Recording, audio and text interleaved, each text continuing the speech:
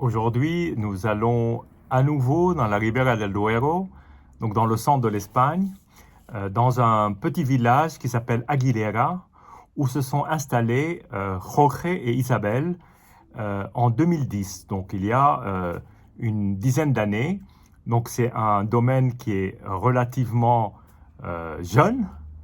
En revanche, la jeunesse n'empêche pas que ce domaine soit aujourd'hui une des valeurs montantes du vin dans la région Ribera del Duero. Et Dieu sait qu'il y a de la concurrence, parce que effectivement la Ribera del Duero est une région qui est riche en très beaux domaines, dont évidemment un des plus connus, ça reste quand même mondialement le Vega Sicilia. D'ailleurs, Vega Sicilia, où Jorge a travaillé, donc a dû apprendre aussi une partie de son métier, mais également aussi dans le Bordelais et en Bourgogne, et assez curieusement au domaine de la Romanée-Conti, où il a passé près de 2 ans, où il a effectivement pu travailler à l'intérieur du domaine. Et de là, et fort de toute son expérience, avec Isabelle, elle qui est architecte, ils ont monté ce domaine en 2010. Alors, ils ont plein de cuvées, enfin plein de cuvées, non, pas les quantités énormes, mais ils ont plusieurs cuvées. Et une de leurs cuvées est un claret. Claret, alors il faut savoir que claret, ça vient du Bordelais. Ce sont les Anglais d'ailleurs qui ont établi cela. Et en fait, la manière avec laquelle le domaine, donc, qui s'appelle le Dominio de l'Aguila, voilà.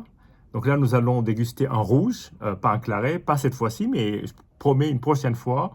Donc là, on est sur la Reserva de 2016. Il y a marqué en dessous vin fin de garde. Voilà. Et je pense bien qu'il s'agit d'un vin de garde, même si on le déguste avec uniquement 5 ans d'âge, sûrement qu'il peut attendre beaucoup plus longtemps. Mais pour revenir donc au claret, qui est un vin où c'est un vin qu'on fait comme du rouge, avec à la fois des raisins rouges et des raisins blancs. Voilà. Et on fait macérer avec les peaux, les peaux des deux. Les peaux des deux, voilà. Et le résultat fait que c'est un vin qui est plus clair, bien entendu, d'où le nom claret. Et c'était un type de vin qui était très à la mode au 19e siècle, au moment où la place bordelaise exportait beaucoup vers l'Angleterre. Bien. Alors, on va revenir au Dominio de l'Aguila. Donc là, on est sur les vignes les plus anciennes. C'est un travail très artisanal. Ils utilisent beaucoup d'herbes, d'infusion d'herbes, mais également le vin n'est absolument pas filtré. Donc le vin, dans sa plus pure expression, de manière à ce qu'il soit le plus plein et le plus entier. On est sur évidemment une très grande majorité de Tempranillo, mais qui peut être effectivement assemblé avec d'autres cépages. Et là, je ne sais pas exactement les cépages qu'il y a derrière, mais je pense qu'il peut y avoir du Grenache ou du Masuelo, qui est un autre cépage, ou des Tempranillo gris, qui peut être éventuellement utilisé aussi. Alors, voyons voir donc ce Ribera del Duero qui passe 35 mois dans des fûts en chêne français. Donc c'est le vin vraiment de garde, c'est probablement le résultat de la vendange qui est le plus accompli. Les vignes ont en moyenne 35 ans d'âge, il y en a qui sont plus anciennes que d'autres. Le vin jeune part les vignes jeunes partent dans un vin qui est plus vite consommé par les consommateurs. Celui-là est un vin de garde, comme je l'ai dit, et comme c'est indiqué d'ailleurs sur l'étiquette. Et bien, on va quand même s'y attaquer, bien que pour un vin de garde, on peut dire qu'on peut le garder 10 ou 15 ans normalement. Voilà. Mais là, on ne va pas attendre les 10-15 ans, en tout cas pour cette première bouteille. Première fois que je goûte ce vin, que je vais découvrir là. Voilà. Alors d'abord, on est sur du Tempranillo, donc alors, tout dépend de l'extraction, hein, mais en majorité de Tempranillo et peut-être du Grenache, on est sur une couleur qui rappelle pas mal les vins de Grenache quand ils sont pas trop extraits. Donc, il n'y a pas une recherche d'extraction très forte, ce qui n'est pas plus mal parce que ça permet d'avoir plus de parfums, de fruits et que le vin devient plus aéré, plus aérien, je devrais dire. Voilà, donc en tout cas une belle robe, 14 degrés d'alcool, ce qui est tout à fait correct dans la norme. Alors, premier nez encore un peu discret. Je viens juste d'ouvrir la bouteille. J'aurais dû effectivement l'ouvrir. Là, je vais la regoûter demain, la laisser reposer pour voir comment elle évolue. Et je reviendrai avec quelques commentaires en dessous de la vidéo. Là, on est sur du fruit. Du fruit très fin et légèrement sucré. Avec quelques épices. Bon, un nez discret, hein, je répète. Et après agitation, il est un peu plus affirmé, mais on est toujours dans la discrétion. Un joli nez avec un léger fumé, probablement venant du bois. Un peu de raisin de Corinthe. Et donc ces fruits rouges, ces baies de fruits rouges.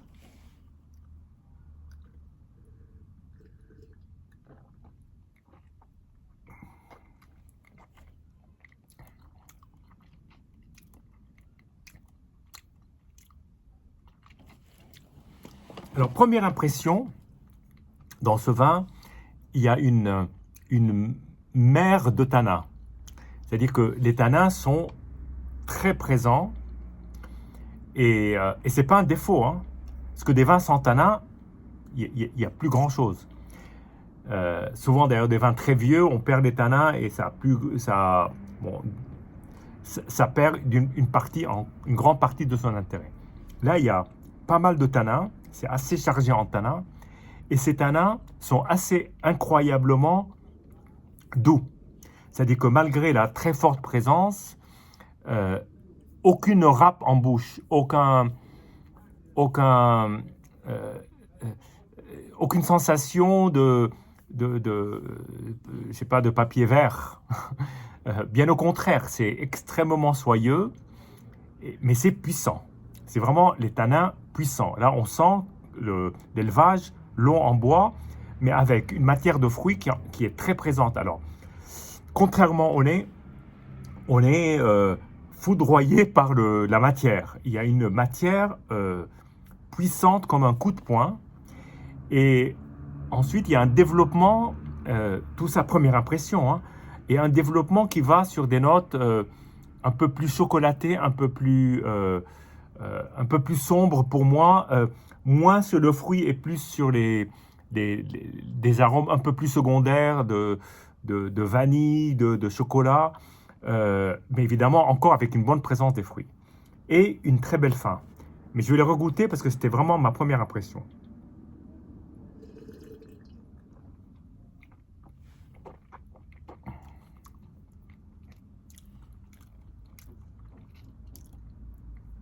Il y a une façon de faire qui pour moi est très bordelaise au sens noble du terme. C'est-à-dire que là, on est dans le classicisme,